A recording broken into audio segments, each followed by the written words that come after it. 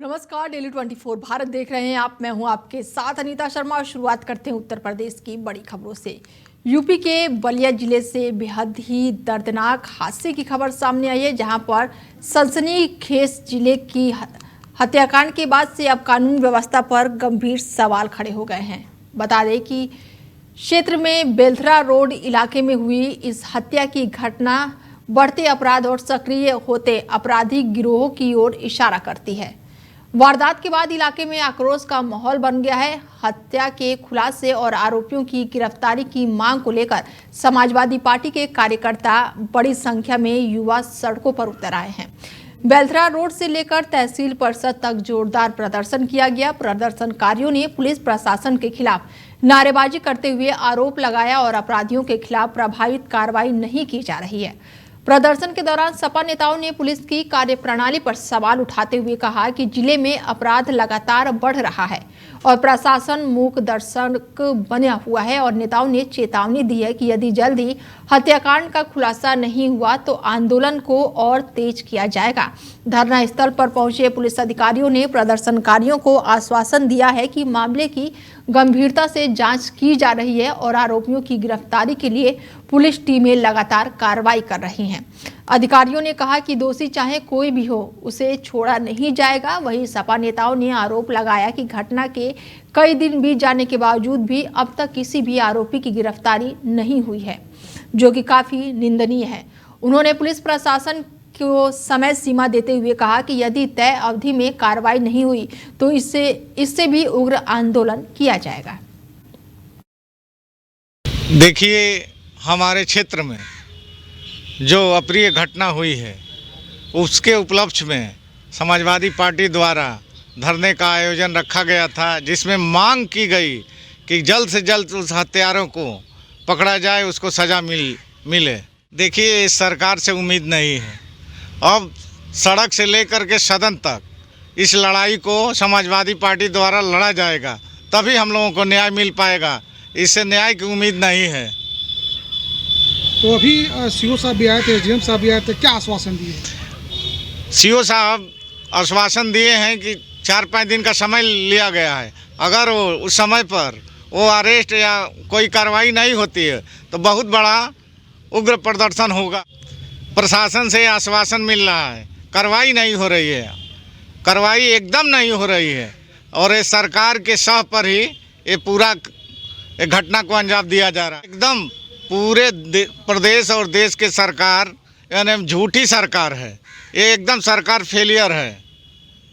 तो अभी आपकी क्या मांगे हैं इस मामले में? हम लोगों की मांग है कि जल्द से जल्द उन लोगों पे, उन हत्यारों पर कार्रवाई हो। अब तक ले कोई अपराधी पकड़ा नहीं गया, इसलिए पार्टी ने, समाजवादी पार्टी ने ये धरना प्रदर्शन किया। देखिए, वो अपेक्षाकृत नहीं है, सिर्फ मांग कर बताती है। वो तो हम बता रहे हैं कि ये झूठी सरकार है। आज का 1 दिवसीय धरना प्रदर्शन था, तहसील स्तरीय था, बेलथरा रोड तहसील में। जो घटना हुई थी आयुष यादव की, जो हत्या हुई, उसी में जो नामजद अभियुक्त हैं उनको गिरफ्तारी को लेकर के था। अल्टीमेटम दिया गया था कि यदि गिरफ्तारी नहीं होती है तो 16 तारीख को धरना प्रदर्शन होगा। इसी आशय से लोग आए थे। तो अभी तो इस मामले में मुकदमा दर्ज हो गया है, टीम गठित भी हो गई है, फिर किस बात का प्रदर्शन किया जाए? मुकदमा दर्ज हो गया, टीम गठित हो गई है, इतना ही अंतिम थोड़ा होता है, गिरफ्तारी होना चाहिए ना। कई दिन हो गया, यदि अपराधी मुलजिम जो है, यदि वो है अज्ञात है, अननोन है, तो उसमें कठिनाई आती है। तमाम तरह से तमाम उसके रिसोर्स जो होते हैं उसके हिसाब से पता लगाया जाता है किधर है, कहाँ है, कौन हो सकता है। ये संभावना वाली चीज़ तो है नहीं। जब मृतक जो है मृत्यु से पहले स्वयं बयान दे दिया, उसका बयान अपने आप में काफ़ी होता है। उसने जिसका नाम लिया वो सब सार्वजनिक है, उस पर मुकदमा भी पंजीकृत हुआ है, तो गिरफ्तारी होनी चाहिए। कई दिन हो गया और अभी तक नहीं हुआ, इसकी वजह से हुआ। तो अभी तो सीओ साहब आए थे, क्या आश्वासन दिए हैं आप लोग? सीओ साहब ने कहा कि बहुत जल्द हो जाएगा, कई टीमें हैं लगी हैं और हम लोग निरंतर प्रयास में हैं गिरफ्तारी हो। हम लोग चाह रहे थे टाइम बाउंड घोषणा हो जाए, और टाइम बाउंड नहीं देने के पीछे भी उनकी मजबूरी थी कि भाई हम कह देंगे कि कल हो जाएगा, नहीं हो पाएगा, इस वजह सोचे कि भाई टाइम हम निर्धारित न करें, लेकिन उन्होंने कहा कि बहुत जल्द हो जाएगा, हम लोग प्रयास। इससे ये भारत संविधान से चलता है, ये लोकतांत्रिक देश है, लोकतांत्रिक प्रक्रिया के तहत ही हम लोग आए थे। यदि आश्वासन दिए हैं नहीं होगा तो हम लोग ऊपरी स्तर पर जाएंगे, हम लोग जिला स्तर पर धरना प्रदर्शन आंदोलन करेंगे। ये मामला ऊपर तक पार्टी के शीर्ष नेतृत्व तक जाएगा। साइलेंट हम लोग थोड़े बैठेंगे, कई घटनाएं, कई वारदात हो चुका और ये ज़िले का सबसे शांतिप्रिय जगह रहा है और पिछले कुछ महीनों से ठीक ठाक नहीं चल रहा है। दावा तो ये था जिला प्रशासन का, जिस दिन डेट पैडी आई वाराणसी से पोस्टमार्टम के बाद ये लोग तो सब फाइनल कप्तान से की बात हुई, सब लोग कहे कि एकदम ये हो जाएगा, बहुत जल्द हो जाएगा और उनके पिता को भी ये लोग मोटिवेट कर लिए थे उधर से ही, और उसके बाद भी अभी तक कोई परिणाम नहीं आया।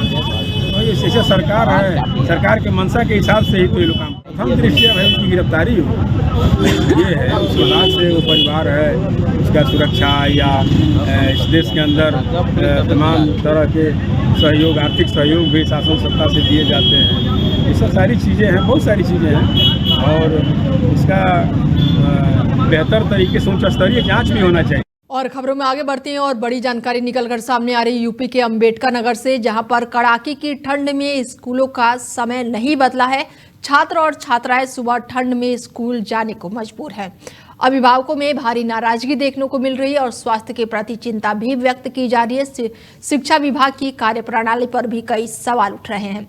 खबर यूपी के अंबेडकर नगर जिले से है, जहां पर कड़ाके की ठंड के बावजूद भी स्कूलों के समय में कोई भी बदलाव नहीं होने से छात्रों को भारी परेशानियों का सामना करना पड़ रहा है। जिलाधिकारी की ओर से जारी निर्देशों के बावजूद भी विद्यालय के संचालन जो है वो समय में अपेक्षित बदलाव नहीं किया गया है, जिसके चलते छोटे बच्चे और छात्र छात्राएं ठंड में सुबह सुबह स्कूल जाने को मजबूर हुए हैं। भीषण ठंड और शीतलहर के बीच स्कूल जाने वाले बच्चों को ठिठुरता देखा गया है। अभिभावकों ने भी इस स्थिति को लेकर काफी नाराजगी व्यक्त की है। उनका कहना है कि ठंड के मौसम में स्कूल समय में राहत न मिलने से बच्चों के स्वास्थ्य पर असर पड़ सकता है। मामले को लेकर शिक्षा विभाग की कार्यप्रणाली पर भी सवाल उठ रहे हैं।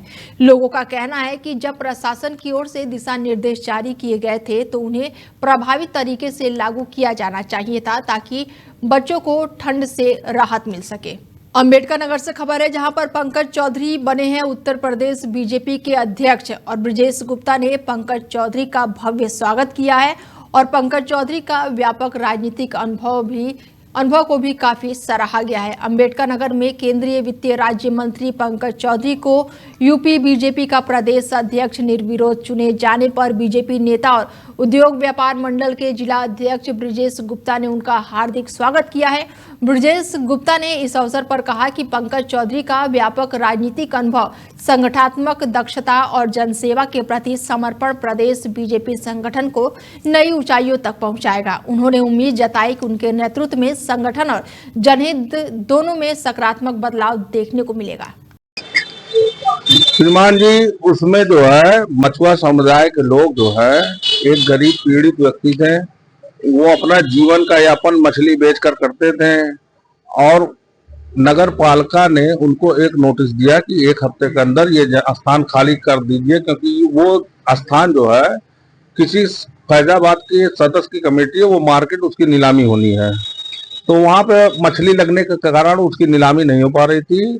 तो नगर पालिका द्वारा नोटिस मिलने के बाद सारे मछुआ समुदाय के व्यापारी भाई हमारे पास आए, उनकी समस्याओं को गंभीरता से सुनते हुए मैं यहाँ के अध्यक्ष जो है बड़े भाई चंद्र प्रकाश वर्मा जी, जो नगर पालिका के अध्यक्ष हैं, उनके पास ले गया और अब वो सभी की समस्याओं को हमने उनसे अवगत कराया लिखित रूप में, और उन्होंने अपने आवाज से ही सबको, मछुआ समुदाय भाइयों को, मेरे नेतृत्व में सबको आश्वासन दिया और 24 घंटे के अंदर ही उन्होंने एसडीएम साहब से बात कर, जो कि इस समय अधिशासी अधिकारी के रूप में नगर पालिका में कार्यरत हैं, हमारे अध्यक्ष जी के प्रयास के द्वारा ही 24 घंटे के अंदर मछुआ समुदाय को जमीन भी उपलब्ध करा दी गई और आश्वासन भी मिला है कि यहाँ पे आप लोगों को पट्टा भी दिया जाएगा, 3 सेट लगवा के चौकी बनवा के सबके नाम आवंटित किया जाएगा, ताकि उनको कभी कोई यहाँ से न हटा सके।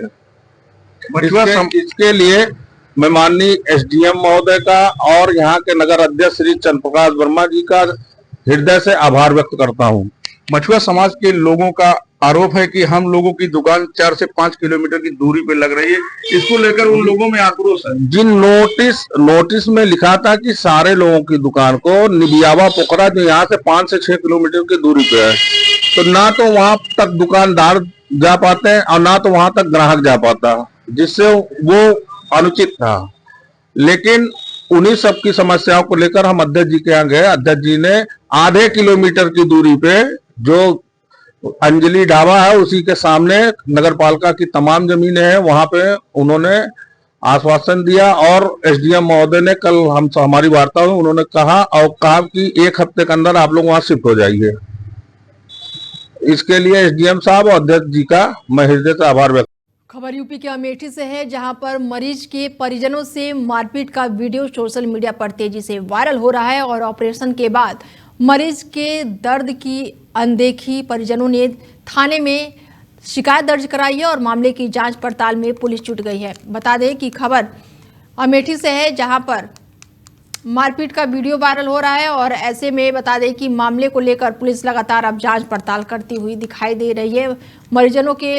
मरीज के परिजनों से ये मारपीट की गई है और ऑपरेशन के बाद मरीज को अनदेखी किया गया है, जिसके बाद से परिजनों ने थाने में जमकर हंगामा किया और इसका वीडियो भी तेजी से वायरल हो रहा है। खबर यूपी के अमेठी से है, जहां पर सूर्या हॉस्पिटल का विवाद सोशल मीडिया पर वायरल हो रहा है और जब अस्पताल के स्टाफ और मरीज के तीमारदारों के बीच मारपीट का वीडियो सामने आया है। वायरल वीडियो में देखा जा सकता है कि अस्पताल का माहौल पूरी तरह से तनावपूर्ण हो गया है और ये घटना अमेठी के औद्योगिक क्षेत्र में का बताया जा रहा है। जो कि ये वीडियो है वो एक प्राइवेट अस्पताल का बताया जा रहा है। पड़ताल में सामने आया है कि मरीज के ऑपरेशन के बाद उसे गंभीर दर्द हो रहा था और परिजनों ने इस समस्या की जानकारी अस्पताल के स्टाफ को दी, लेकिन किसी ने उसकी ओर ध्यान नहीं दिया। नाराज परिजन अपनी आपत्ति जताने के लिए शोरगुल करने लगे, जिस पर अस्पताल के कर्मचारियों ने हाथापाई शुरू कर दी और घटना की गंभीरता को देखते हुए पीड़ित परिजनों ने थाने में अस्पताल के कर्मचारियों और डॉक्टरों के खिलाफ शिकायत दर्ज कराई और अब पुलिस मामले की जांच पड़ताल में जुटी हुई है और वायरल वीडियो के आधार पर आगे की कार्रवाई की जा रही है। अमरोहा में कड़ाके की ठंड से जनजीवन बुरी तरह से प्रभावित है। लोग अलाव के पास ठंड से बचते हुए नजर आ रहे हैं। बुजुर्ग, बच्चों और बीमारों को अधिक परेशानियां हो रही हैं। अमरोहा में कड़ाके की ठंड ने जनजीवन को पूरी तरह से प्रभावित कर दिया है। ठंडी हवाओं और तापमान में लगातार गिरावट के कारण शहरवासियों को शिमला जैसी ठंड का अनुभव हो रहा है। मौसम विशेषज्ञों के अनुसार आज का दिन इस सर्दी के मौसम का सबसे ठंडा दिन माना जा रहा है। सुबह सुबह सड़कों पर सन्नाटा देखा गया है और लोग घरों से निकलने में हिचकिचा रहे हैं। जो लोग मजबूरी में बाहर आए हैं वो अलाव के पास ठंड से बचने की कोशिश करते नजर आए। बाजार, चौराहे और बस स्टैंडों पर लोग आग के चारों ओर खड़े होकर खुद को गर्म रखते दिखे। ठंड के चलते बुजुर्ग, बच्चों और बीमार लोगों को खास तौर पर परेशानियां हो रही हैं। पर प्रशासन ने स्थिति को देखते हुए सार्वजनिक स्थानों पर अलाव जलाने की व्यवस्था की है ताकि लोग कुछ हद तक ठंड से राहत पा सके। मौसम विभाग ने चेतावनी दी है कि आने वाले दिनों में ठंड और बढ़ सकती है। प्रशासन ने नागरिकों से अपील की है कि अत्यधिक ठंड में अनावश्यक बाहर ना निकले और स्वास्थ्य सुरक्षा का पूरा ध्यान रखें। आवश्यक होने पर ही घर से निकले और बुजुर्गों और बच्चों की सुरक्षा विशेष रूप से सुनिश्चित करें। अयोध्या के केसरी नंदन विद्या मंदिर उच्चतर माध्यमिक विद्यालय में बुधवार को गरीब और जरूरतमंद बच्चों के लिए स्वेटर वितरण कार्यक्रम का आयोजन किया गया और इस अवसर पर विद्यालय के प्रबंधक और समाज सेवी संस्था के राष्ट्रीय अध्यक्ष सुरेश यादव ने विद्यालय में पढ़ रहे आर्थिक रूप से कमजोर बच्चों को गर्म रखने के लिए स्वेटर वितरित किया। सुरेश यादव ने कहा कि उन्हें ईश्वर ने समाज सेवा का अवसर प्रदान किया है और वो लगातार जरूरतमंदों की मदद करते आ रहे हैं। उन्होंने ये भी बताया कि पिछले साल ये परंपरा जारी है पिछले साल से और आगामी दिनों में भी गरीब असहाय लोगों को कंबल भी वितरित किए जाएंगे और इसके अलावा हाई स्कूल और इंटरमीडिएट परीक्षाओं में प्रथम स्थान प्राप्त करने वाले विद्यार्थियों को साइकिल देकर सम्मानित किया जाता है ताकि उनकी मेहनत और उपलब्धियों को प्रोत्साहन मिले। विद्यालय के संरक्षक ने इस पहल की काफी सराहना करते हुए बच्चों की शिक्षा के साथ साथ उनकी बुनियादी जरूरतों को ध्यान रखने का एक बड़ा सामाजिक कार्य बताया है। देखिए, केसरी नंदन विद्यालय में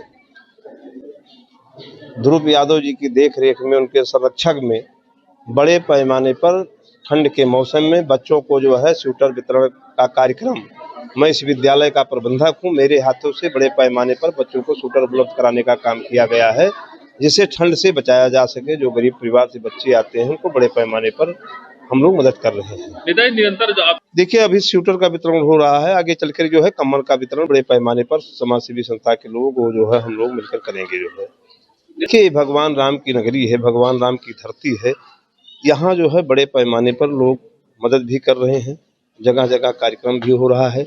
यहाँ राम नगरी, ये धार्मिक नगरी है, यहाँ बड़े पैमाने पर लोग समाज सेवी बढ़ चढ़ के हिस्सा लेते हैं, लोगों की भलाई के बारे में सोचते हैं, मदद भी करते रहते हैं। ये लगभग 150-200 बच्चों को जो है 200 बच्चों को स्वेटर वितरण कार्यक्रम किया गया है। और शिक्षा को बढ़ावा के देने लिए हमारी समाज सेवी जो संस्था है, बड़े पैमाने पर अयोध्या जनपद में कई हजार बेटियों को साइकिल उपलब्ध कराने का काम किया है, हम लोग जो है कर रहे हैं। अगर आगे चलकर जो है जो बेटियां हमारी जो है बढ़िया नंबर में लाएंगे, उनको हम लोग स्कूटी देने का काम करेंगे। नेताजी समाज देखिए, जो गरीब परिवार से आते हैं उनका स्नेह प्यार दुलार जो है, और हमारी समाज सेवा के क्षेत्र में जिस तरीके मैं काम कर रहा हूं, सबका आशीर्वाद मिल रहा है, उन्हीं के आशीर्वाद से मैं समाज सेवा के क्षेत्र बड़े पैमाने पर आगे बढ़। उत्तर प्रदेश के बागपत जिले में आज पश्चिमी यूपी में हाईकोर्ट बेंच की स्थापना की मांग को लेकर व्यापक बंद प्रदर्शन देखने को मिला। पश्चिमी उत्तर प्रदेश के 22 जिलों में नगर, महानगर और शहरों के बाजार पूरी तरह से बंद रहे और इस दौरान कोर्ट, व्यापारी प्रतिष्ठान, सामाजिक संगठन, डॉक्टर और अस्पताल भी बंद रहे। और ऐसे में मेरठ में लगभग 500 सामाजिक संगठनों ने इस आंदोलन में सहयोग किया और पश्चिमी उत्तर प्रदेश के 22 जिलों के अधिवक्ताओं ने अपने अपने नगर और महानगरों में बंद का नेतृत्व किया, जिससे पूरे क्षेत्र में जोरदार प्रभाव पड़ा। और इस आंदोलन की खास बात ये रही कि अधिवक्ताओं के साथ शहर के व्यापारियों ने भी कंधे से कंधा मिलाकर समर्थन किया, जिससे प्रदर्शन और भी प्रभावशाली बन गया। और इस बंद आंदोलन के जरिए लोगों ने स्पष्ट संदेश दिया कि पश्चिमी यूपी में न्यायिक सुधारों के विस्तार और हाईकोर्ट बेंच की स्थापना की मांग अब और अनदेखी नहीं की जा सकती। यूपी के बलिया में श्रम और सेवा योजन मंत्री अनिल राजभर ने विपक्षी दलों पर तीखा हमला करते हुए उन्हें नसीहत दी कि अगर वो राजनीति में अपनी पहचान बनाए रखना चाहते हैं तो नकारात्मक राजनीति करना बंद करें, अन्यथा उनका अस्तित्व खतरे में पड़ जाएगा। अनिल राजभर ने खास करके कांग्रेस पार्टी पर आरोप लगाते हुए कहा कि कांग्रेस को भगवान राम के नाम से आपत्ति है और उनके प्रदेश अध्यक्ष अजय राय के हालिया बयान पर नाराजगी जताई। मंत्री अनिल राजभर ने बलिया जिले में नरही में फेफना खेल महोत्सव समारोह में शामिल होने के बाद से मीडिया से बातचीत में मनरेगा योजनाओं में बदलाव का बचाव किया। उन्होंने कहा कि विपक्ष पूरी तरह से मुद्दा विहीन हो चुका है और उनके पास किसानों, नौजवानों और देश के विकास पर चर्चा करने की कोई दिशा नहीं बची है।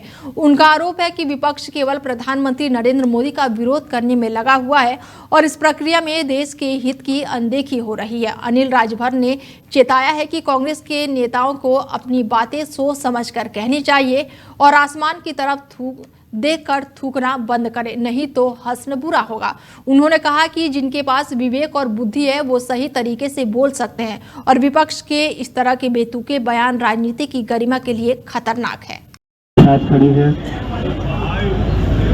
जो भी घटना में सम्मिलित है, हमने उसी टाइम से 4 टीमें बना के हमारी टीम लगी हुई है, हमारे जिले की टीम भी है, अन्य जगह की टीम भी निरंतर प्रयासरत है। शायद ही कोई ऐसा मिनट होगा जब हमारी टीम आराम कर रही होगी। लगातार हमारी टीम लगी हुई है इस घटना का खुलासा करने में। जितने भी लोग इसमें शामिल हैं सबको देखा जा रहा है और जल्द से जल्द इसका गिरफ्तारी की जाएगी। जो भी सारे लोग जल्द से जल्द। बलिया जनपद में पुलिस और गौ तस्करों के बीच मुठभेड़ का मामला सामने आया है और मुठभेड़ के दौरान फरार बदमाश को पुलिस ने पकड़ लिया है। बदमाश के बाएं पैर में गोली लगी थी और पुलिस ने बदमाश के पास से तमंचा, एक खोखा कारतूस और जिंदा कारतूस भी बरामद किया है। घायल बदमाश को तुरंत ही अस्पताल में भर्ती कराया गया है, जहां उसका इलाज चल रहा है। पुलिस पूछताछ में बदमाश ने अपना नाम अमित यादव बताया है और वो भी जौनपुर जिले के शाहगंज थाना क्षेत्र का रहने वाला है और उसने बताया कि वो एक ट्रक में पशुओं को लादकर बिहार ले जा रहा था ताकि उन्हें अधिक कीमत पर बेच सके। पुलिस ने बताया कि मुठभेड़ थाना क्षेत्र के चंददियार इलाके में हुआ है और घायल बदमाश को पकड़ने से पहले वो पुलिस को चकमा देकर फरार होने की कोशिश कर रहा था और इस दौरान पुलिस की मुठभेड़ में बदमाश के पैर में गोली लग गई, जिससे वो गंभीर रूप से घायल हो गया और घायल बदमाश को पुलिस ने अस्पताल में भर्ती कराया है।